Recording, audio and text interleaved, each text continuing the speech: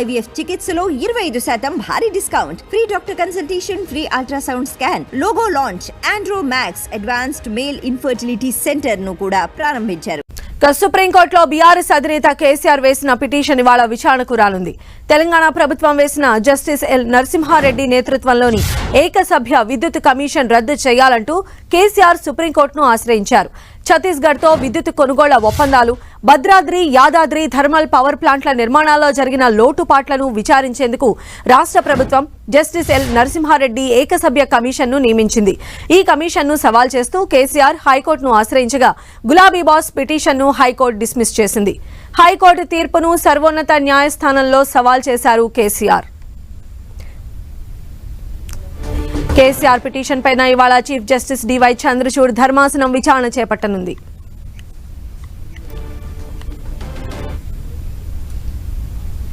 దీనికి సంబంధించిన మరింత సమాచారం మా ప్రతినిధి గోపి మనకు అందిస్తారు. గోపి, బీఆర్ఎస్ అధినేత మాజీ ముఖ్యమంత్రి తెలంగాణ రాష్ట్రానికి సంబంధించి కేసీఆర్ దాఖలు చేసిన పిటిషన్ని సుప్రీంకోర్టు ప్రధాన న్యాయమూర్తి ధర్మాసనం విచారణ జరపబోతోంది. గత ప్రభుత్వం ముఖ్యంగా విద్యుత్ రంగానికి సంబంధించి తీసుకున్న నిర్ణయాల పట్ల ఎల్ నరసింహారెడ్డి రిటైర్డ్ జడ్జ్తో తెలంగాణ ప్రభుత్వం, నూతన ప్రభుత్వం మార్చిలో ఒక కమిషన్ వేయడం జరిగింది.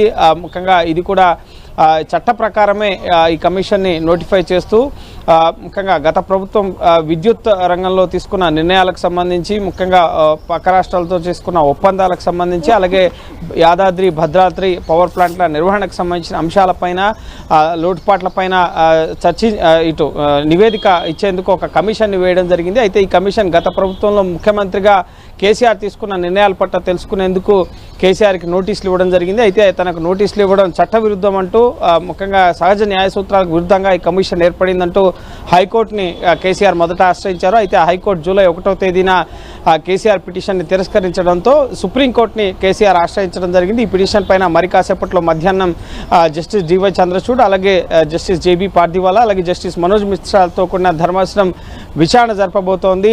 ముఖ్యంగా హైకోర్టు కేసీఆర్ పిటిషన్కు విచారణ అర్హత లేదని చెప్పి అసలు కమిషన్ ముందు ఎదుట హాజరు కాకుండానే ఏకపక్షంగా కమిషన్ వ్యవహరిస్తుందంటూ ఏదైతే అభ్యర్థన పిటిషన్లో పేర్కొన్నారో దాన్ని తోసిపుచ్చడం జరిగింది. సో ఇప్పుడు సుప్రీంకోర్టు ఎదుట కేసీఆర్ తరపు ఎటువంటి న్యాయవాది ఎటువంటి వాదనలు వినిపించబోతున్నారనేది ఉత్కంఠ కలిగిస్తోంది. ఎందుకంటే గత ప్రభుత్వంలో తీసుకున్న నిర్ణయాలన్నీ ముఖ్యమంత్రికి తెలిసే జరిగాయన్న ఒక అభిప్రాయానికి వచ్చి కమిషన్ నోటీసులు ఇవ్వడం జరిగింది. అలాగే తనకు నోటీసులు ఇవ్వడాన్ని అసలు ఈ కమిషనే సహజ న్యాయ సూత్రాలకు విరుద్ధంగా, ముఖ్యంగా ఏకపక్షంగా తనను జడ్జ్ చేసేందుకు కమిషన్ వేశారు అని చెప్పి పిటిషన్లో పేర్కొన్నట్లుగా తెలుస్తుంది. సో దీని పట్ల కేసీఆర్ అభ్యంతరం వ్యక్తం చేస్తున్నారు. సో చూడాలి ఈ పిటిషన్ని సుప్రీంకోర్టు విచారణకు స్వీకరిస్తుందా, లేక ముఖ్యంగా ఒకవేళ స్వీకరిస్తే ముఖ్యంగా తెలంగాణ ప్రభుత్వానికి నోటీసులు ఇచ్చే అవకాశం ఉంది. ఈ ఎంక్వైరీ కమిషన్ దేనికోసం వేశారు, అసలు ఏంటి అనేది తెలుసుకోవాల్సి ఉంటుంది. కాబట్టి ఇందులో ఇంకా తెలంగాణ ప్రభుత్వం ఇంప్లీట్ కాలేదు కాబట్టి ప్రభుత్వానికి నోటీసులు ఇస్తుందా, లేక సుప్రీంకోర్టులో కూడా కేసీఆర్ పిటిషన్ డిస్మిస్ చేస్తారనేది మనం వేచి చూడాలి. డెఫినెట్ గా కూడా అంటే హైకోర్టు డిస్మిస్ చేసిన విషయాలకు సంబంధించి కూడా సుప్రీం ధర్మాసనం వాటిని కూడా పరిగణించే అవకాశం ఉంటుంది కదా ఈ రోజు హీరింగ్ లో.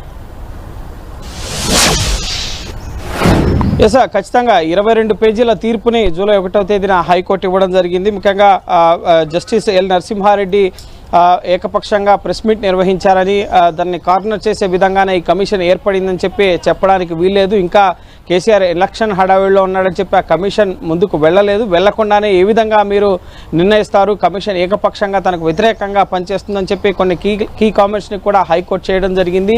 అలాగే గత ప్రభుత్వ హయాంలో ముఖ్యమంత్రిగా ఆయన నిర్ణయాలు తీసుకున్నట్లు కమిషన్ వద్ద ఆధారాలు ఉన్నాయి కాబట్టి నోటీసులు ఇచ్చారు అన్న అంశాన్ని కూడా హైకోర్టు స్పష్టం చేయడం జరిగింది. అసలు ఎంక్వైరీకి వెళ్లకుండా కమిషన్ని రద్దు చేయాలంటూ ఏంటి అని చెప్పి హైకోర్టు కేసీఆర్ పిటిషన్ని ప్రారంభ దశలోనే అసలు విచారణ అర్హత లేదని చెప్పి ఆ పిటిషన్ని తిరస్కరించడం జరిగింది. అయితే సుప్రీంకోర్టులో, హైకోర్టులో లేవనెత్తిన గ్రౌండ్స్నే కేసీఆర్ తరపు న్యాయవాదులు లేవనెత్తారా, లేక ఇక్కడ ఏమైనా కొత్త అంశాలని తెర మీద తీసుకొస్తారా, రాజకీయ కక్ష సాధింపు కోసమే ఇటువంటి కమిషన్లు వేశారు అన్న విషయాలను ఏమైనా కోర్టుకు తెలియజేస్తారా అనేది మనం వేచి చూడాల్సి ఉంటుంది. సో ఖచ్చితంగా హైకోర్టులో అయితే చాలా కీ కామెంట్స్ ని హైకోర్టు చేయడం జరిగింది.